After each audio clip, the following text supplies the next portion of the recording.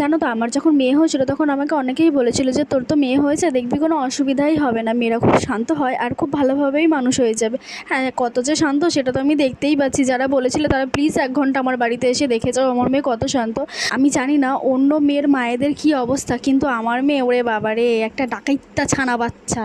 সেটা তোমরা দেখতেই পাচ্ছ। এটা হচ্ছে আমার বাড়ির সকালের পরিস্থিতি, তাও সারাদিন না, সারাদিন এখনও পড়ে আছে।